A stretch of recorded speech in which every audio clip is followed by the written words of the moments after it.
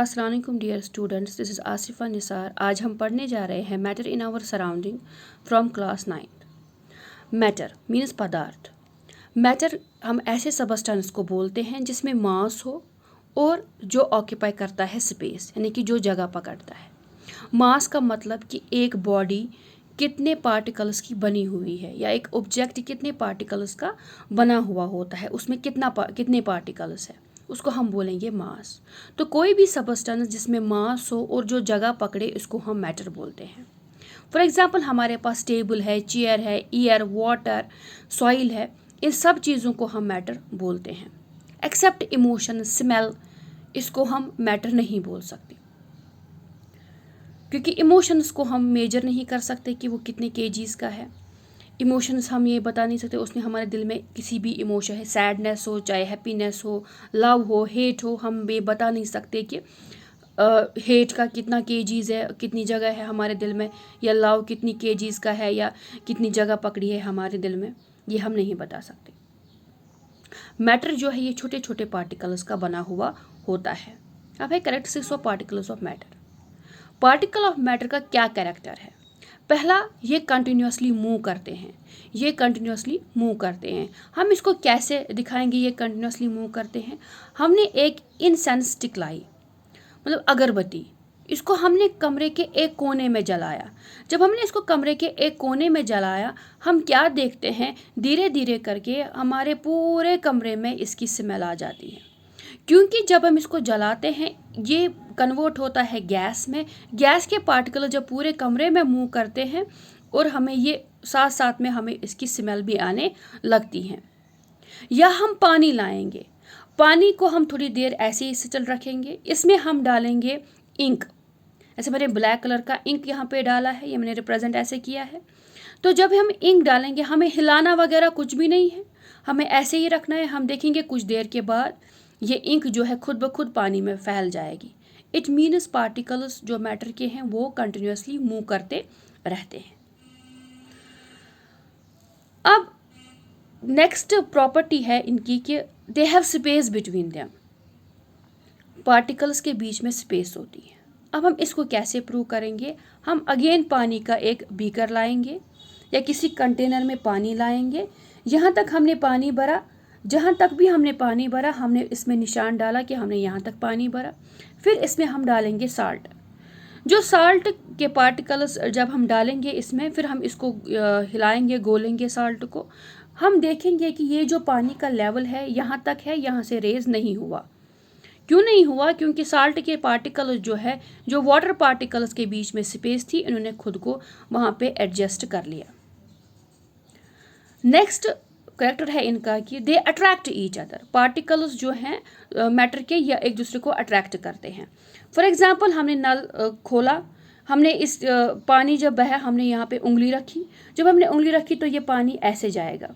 जब ऐसे जाएगा उंगली से, जब पानी बहेगा तो ये फिर से ऐसे वापस एक धार में बन जाएगा, क्योंकि ये एक दूसरे को अट्रैक्ट करते हैं। अब है states of matter. 3 main states of matter है। एक तो है सॉलिड, लिक्विड और गैस। पहले हम पढ़ेंगे सॉलिड के बारे में। सॉलिड जो है इसकी डेफिनिट शेप होती है। डेफिनिट शेप मतलब इसकी शेप जो है वो चेंज नहीं होगी, जैसी है वैसी ही रहेगी। फॉर एग्जांपल मेरे पास ये पेन है, इसको मैं कहीं पे भी रखूँ, यहाँ पे रखूँ, इधर रखूँ, या किसी कंटेनर में। फॉर एग्जांपल मेरे पास एक कप है, मैंने इसमें इस पेन को ऐसे रखा, ये पेन जैसी शेप है वैसे ही रहेगी, चेंज नहीं होगी। तो इसकी डेफिनिट शेप होती है। ये रिजिड होता है। रिजिड मतलब सख्त। फॉर एग्जाम्पल हमारे पास टेबल है, चेयर है, अगर हम ये देखेंगे सख्त है। ये पेन अगर हम देखेंगे ये भी सख्त है, रिजिड है। इसी तरह से ये जो सॉलिड होते हैं ये इनकम्प्रेसिबल होते हैं। फॉर एग्जाम्पल मेरा ये पेन है, इसके जो पार्टिकल्स है, सॉलिड के पार्टिकल्स, इसके वो नज़दीक होते हैं, ऐसे पास में ऐसे होते हैं। तो अगर मैं इनको और पास लाना चाहूँ, दबाना चाहूँ, कंप्रेस करना चाहूँ, ये और पास नहीं आ सकते, इससे पास नहीं आ सकते। तो ये इनकम्प्रेसिबल होते हैं। इनका डेफिनिट वॉल्यूम होता है। वॉल्यूम इनका डेफिनिट होता है, मतलब कि इनका वॉल्यूम भी चेंज, इनकी जो कैपेसिटी होती है वही रहती है, इनकी कैपेसिटी भी चेंज नहीं होती हैं। आप कहीं पे भी रखो वॉल्यूम इनका सेम ही रहेगा। फॉर एग्जांपल हमारे पास है टेबल है, चेयर है, पेन है। अगर हम इन चीज़ों को देखें तो ये भी इनकी डेफिनेट शेप है, रिजिड है, इनकम्प्रेसिबल है और इनका डेफिनेट वॉल्यूम भी है। अगर हम फ्लूइडिटी की बात करें, फ्लूइडिटी प्रॉपर्टी होती है, प्रॉपर्टी मतलब फ्लो करना, फ्लूइडिटी मतलब फ्लो करना। क्या सॉलिड्स फ्लो करते हैं? नहीं। अगर हम ये पेन रखें, क्या इस पेन से पार्टिकल्स निकल के फ्लो कर रहे हैं? नहीं कर रहे हैं, तो फ्लूइडिटी सॉलिड्स में नहीं होती। अब है लिक्विड्स। लिक्विड्स की डेफिनेट शेप नहीं होती। लिक्विड को जिस कंटेनर में डाला जाए उसी की शेप हो जाती है। उसकी शेप जो है वो डेफिनेट नहीं होती। अगर मैं उसको कप में डालूं उसको कप का शेप बनेगा, किसी ग्लास में डालूं उसको गिलास की शेप बनेगी, लेकिन इसके पास डेफिनेट वॉल्यूम है। फॉर एग्जाम्पल मैंने अगर किसी कप में 10 ml पानी डाला, इसने इसमें 10 ml ही जगह पकड़ी, ये इसका जो कैपेसिटी है 10 ml ये वही रहेगा। फिर मैंने इसको किसी बॉटल में डाला तो इस बॉटल में भी ये इतने ही 10 ml ही पकड़ेगा। अब फ्लूइडिटी की बारी आई। लिक्विड्स फ्लो करते हैं, लिक्विड्स फ्लो करते हैं। अगर मैंने पानी ऐसे मेरे हाथ से पानी गिर गया या मेरे गिलास से पानी गिर गया, ये खुद ब खुद फैलने लगता है, ये फ्लो करता है। लिक्विड के पार्टिकल्स जो है इनके बीच में थोड़ी सी स्पेस होती है, थोड़ी सी स्पेस होती है। तो ये क्या करते हैं, अगर मैं इनको कंप्रेस करना चाहूँ ये कंप्रेस हो जाएंगे और सॉलिड स्टेट में चेंज हो जाएंगे। लेकिन अगर मैं और कंप्रेस करना चाहूँ फिर ये कंप्रेस नहीं होंगे। तो कंप्रेसिबिलिटी इसकी as compare to gases low है, but as compare to solids इसकी कंप्रेसिबिलिटी जो है वो ज़्यादा है। सॉलिड से इनकी कंप्रेसिबिलिटी ज़्यादा है। अब बारी आई गैस की। गैस की डेफिनेट शेप नहीं होती। इसको जिस कंटेनर में रखो उसी कंटेनर की शेप हो जाती है लिक्विड्स की तरह। इनका डेफिनेट वॉल्यूम भी नहीं होता। फॉर एग्जाम्पल अगर मैंने एक कंटेनर लाया, इसकी कैपेसिटी है 5 ml, मैंने दूसरा कंटेनर भी लाया जिसकी कैपेसिटी है 20 ml। मैंने जब इसमें गैस डाला तो इसने सारी जगह पकड़ी ऐसे। मैंने जब इसमें यही मैंने शिफ्ट किया इस वाले में, इसने इसकी भी सारी जगह पकड़ी ऐसे। तो इसका डेफिनेट वॉल्यूम नहीं होता है। फ्लूइडिटी की गैसेस जो है वो फास्ट फ्लो करते हैं, वो फ्लो जो है उनका फास्ट होता है एज कंपेयर टू लिक्विड्स। अगर आप देखोगे किचन में आपका गैस का नॉब अगर आप खुल जाएगा वो पूरा का पूरा फैल जाता है और जल्दी फैल जाता है। ये हाईली कंप्रेसिबल होते हैं। गैस के पार्टिकल्स दूर दूर होते हैं इस तरह से, एक यहाँ एक इधर एक इधर एक इधर। तो जब मैं इनको कंप्रेस करूँ, इनको प्रेशर करूँ ऊपर से, इनको मैं नज़दीक नज़दीक ला सकती हूँ, लिक्विड बना सकती हूँ और नज़दीक ला सकती हूँ, सॉलिड बना सकती हूँ। तो मीन्स ये हाईली कंप्रेसिबल होते हैं। अब है change of states of matter. Matter की स्टेट चेंज करना मतलब सॉलिड से लिक्विड में चेंज करना, लिक्विड से गैस में चेंज करना, या गैस से लिक्विड में चेंज करना और लिक्विड से सॉलिड में चेंज करना। ये हम कैसे कर सकते हैं? दो चीज़ों से हम ये कर सकते हैं, बाय चेंजिंग द टेम्परेचर और बाय चेंजिंग द प्रेशर। पहले हम टेम्परेचर की बात करेंगे। सॉलिड लिक्विड में चेंज होगा और लिक्विड गैस में चेंज होगा। कैसे? फॉर एग्जाम्पल हमारे पास है आइस, हमारे पास है आइस। आइस जो है इसको मैं टेम्परेचर दूंगी तो ये कन्वर्ट होगा वाटर में। जब मैं वाटर को और टेम्परेचर दूंगी ये कन्वर्ट होगा वाटर वेपर में, ये कन्वर्ट होगा वाटर वेपर में। अब मैं आपको धीरे धीरे करके ये सारी चीज़ें समझाऊंगी। जब मैं सॉलिड को, अगर हम एक बीकर एक लाए, यहाँ पे हम आइस के क्यूब्स रखें, आइस क्यूब्स हम इसमें रखेंगे और हम थर्मोमीटर लाएंगे, थर्मोमीटर यहाँ पे लाएंगे इसको टेम्परेचर मेजर करने के लिए। जब हम आइस का टेम्परेचर देखेंगे it is 0 degree Celsius. Ice का जो टेम्परेचर होता है वो होता है 0 डिग्री सेल्सियस। अब मैं क्या करूँगी, यहाँ पे एक बर्नर लाऊंगी, बर्नर को जला के इसको मैं टेम्परेचर दूंगी। जब मैं इसको टेम्परेचर दूंगी तो धीरे धीरे करके ये मेल्ट होने लगेगा, धीरे धीरे करके ये मेल्ट होने लगेगा उस टेम्परेचर को हम मेल्टिंग पॉइंट बोलते हैं। The temperature at which a solid melts to form a liquid is called melting point, उसको हम मेल्टिंग पॉइंट बोलते हैं। लेकिन जब थोड़ी आइस मेल्ट हो जाएगी, आधे हाफ आइस जब मेल्ट हो जाएगी, हम जब फिर से टेम्परेचर नोट करेंगे ये तब भी 0 डिग्री ही होगा, क्योंकि इसमें टेम्परेचर जो है वो दिखाएगा नहीं। क्यों नहीं दिखाएगा? जो हमने यहाँ से हीट इसको दे दी वो कहाँ चली गई, वो टेम्परेचर कहाँ चला गया? वो टेम्परेचर लगता है इसके बॉन्ड्स को ब्रेक करने में, इसको सारी आइस को कन्वर्ट लिक्विड में कन्वर्ट करने के लिए। जब आइस के बॉन्ड्स ब्रेक हो जाएंगे, ये दूर दूर हो जाएंगे। पहले जो आइस का क्यूब है इसमें ऐसे पार्टिकल्स थे, लेकिन अब इसको जब लिक्विड बनाना है, इसके पार्टिकल्स के बीच में जो अट्रैक्शन है वो कम करनी है, मतलब बॉन्ड कम करना है, इसको इससे लेके इसमें लाना है।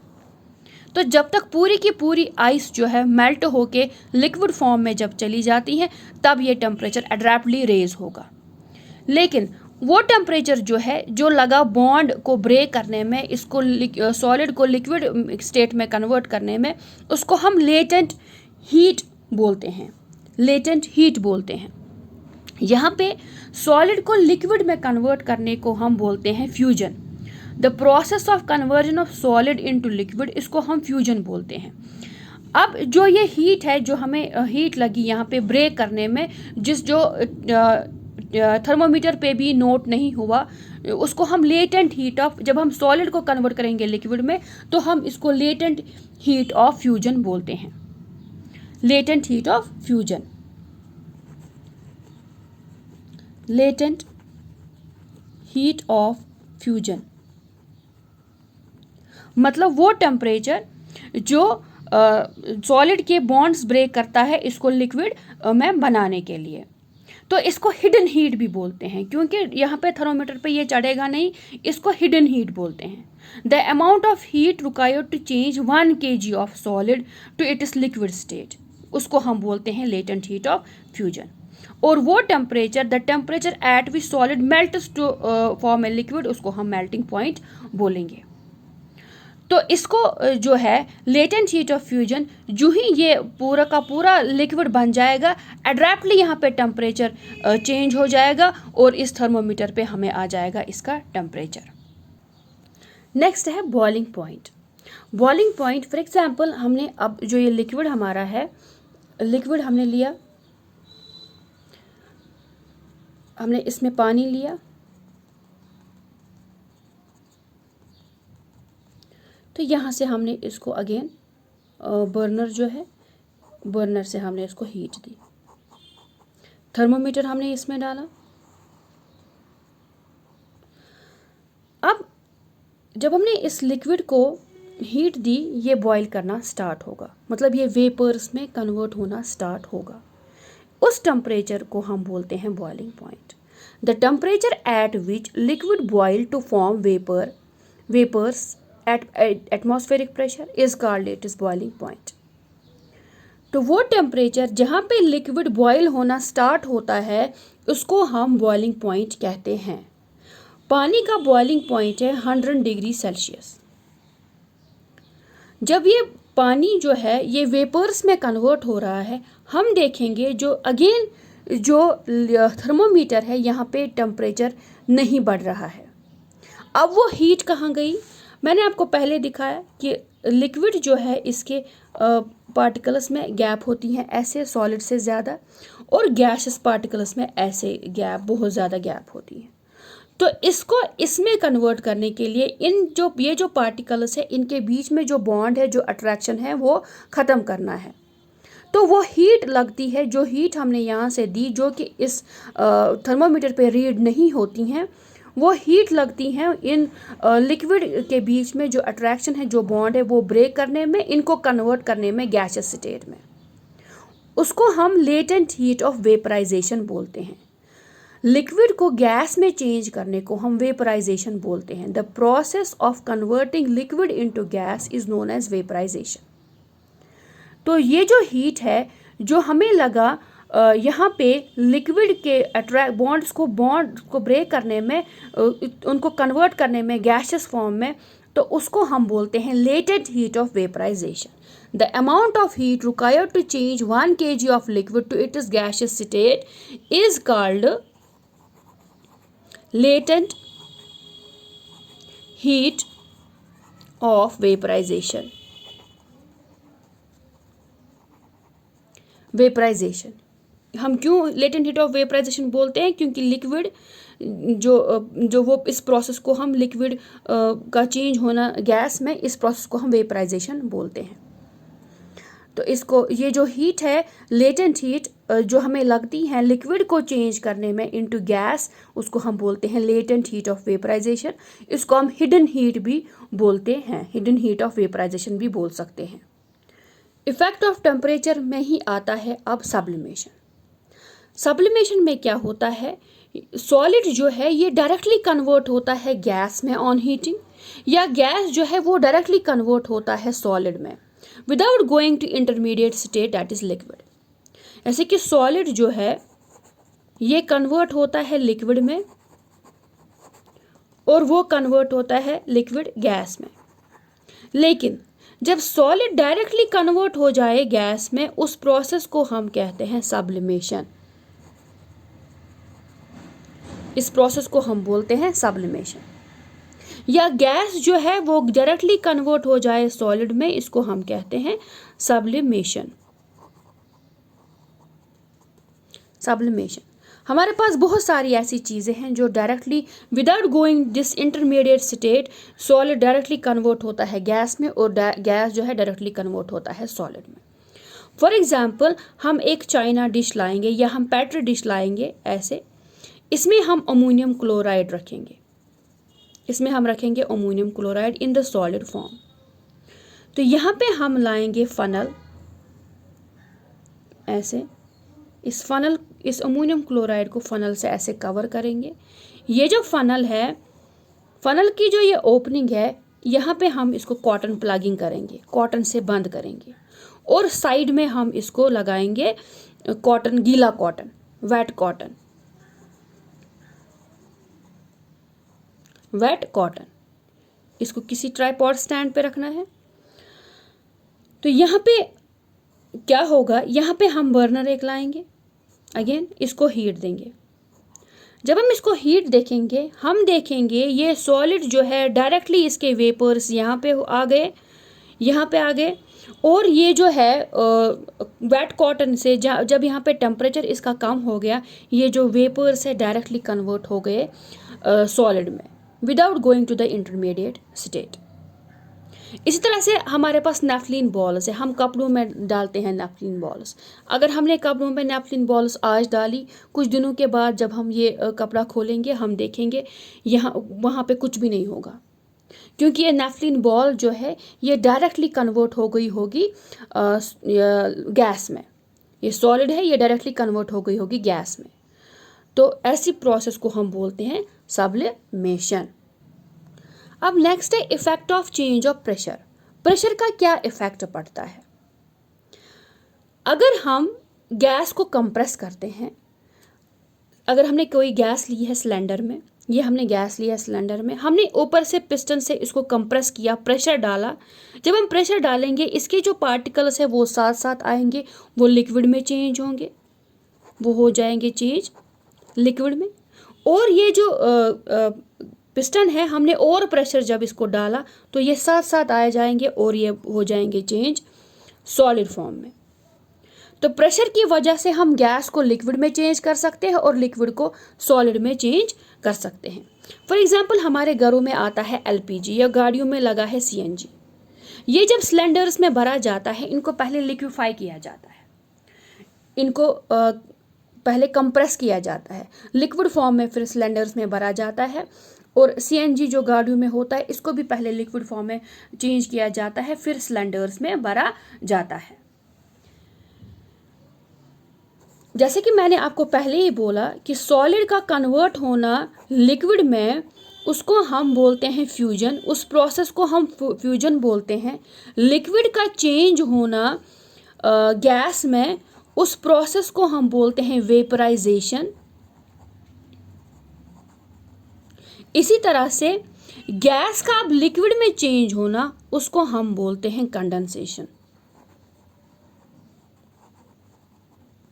Process of conversion of gas into liquid is known as condensation. फिर इस तरह से लिक्विड का चेंज होना सॉलिड में, उसको हम बोलते हैं सॉलिडिफिकेशन। उसको हम बोलते हैं सॉलिडिफिकेशन। नेक्स्ट टॉपिक है हमारा इवेपोरेशन।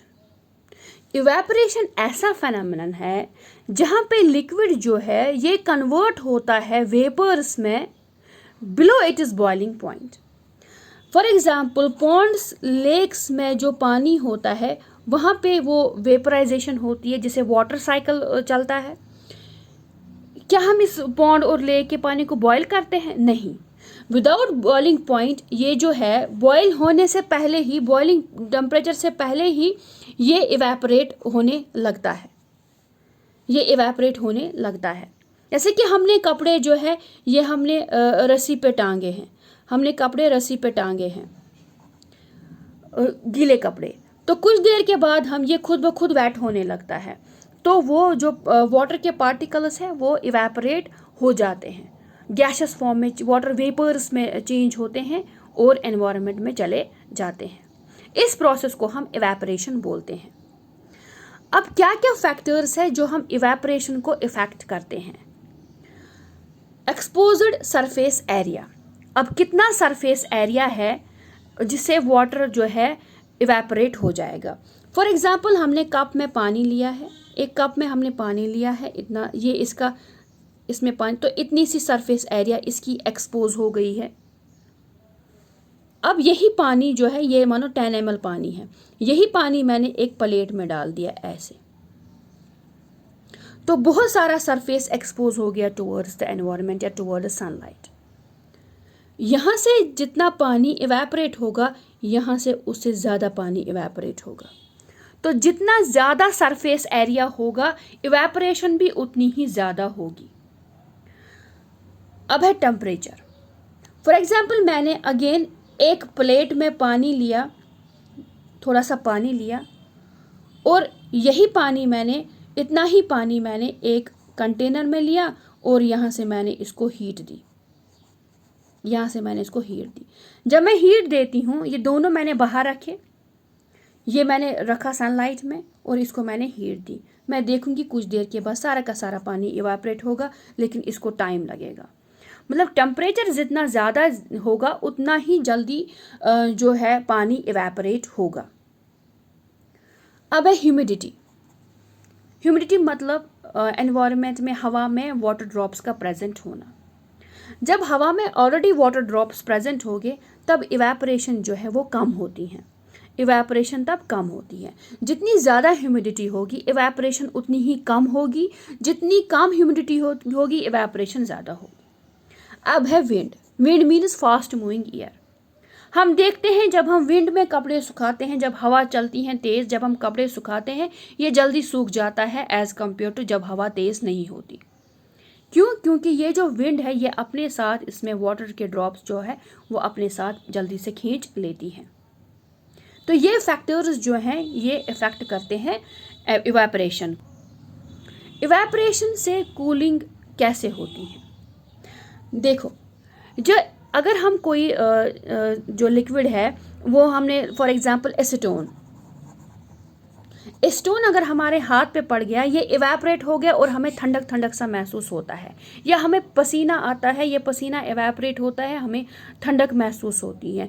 क्यों? क्योंकि जो हमारी बॉडी की लेटेंट हीट होती है या किसी सरफेस की लेटेंट हीट होती है, लेटेंट हीट ऑफ वेपराइजेशन, ये इवेपोरेशन से जब ये सरफेस पे फॉर एग्जांपल एसीटोन पड़ गया, फॉर एग्जांपल हमारे हाथ पे एसीटोन पड़ गया, हमारे हाथ की गर्माहट जो है वो इस एसीटोन ने ली और ये इवेपोरेट होगा, और ये इवेपोरेट हुआ। ये जब इवेपोरेट हुआ वो हीट भी इसके साथ चली गई और हमें हीटिंग, कूलिंग इफेक्ट जो है उसका महसूस होता है। ये आप घर पे भी कर सकते हो, लड़कियां ज़्यादातर घर पे कर सकती हैं। उनके पास नेल पॉलिश होती है, नेल पॉलिश रिमूवर से ये अगर आप हाथ पे डालोगे आप देखोगे आपको कूलिंग इफेक्ट फील होगा। या पेट्रोल है, पेट्रोल को थोड़ा सा पेट्रोल हाथ में डालोगे आप देखोगे आपको कूलिंग इफेक्ट फील होगा, क्योंकि आपके हाथ की गर्माहट को ये एसीटोन ले जाएगा या पेट्रोल ले जाएगा और आपको कूलिंग इफेक्ट होगा। आई होप कि आपको ये चैप्टर समझ में आ गया होगा।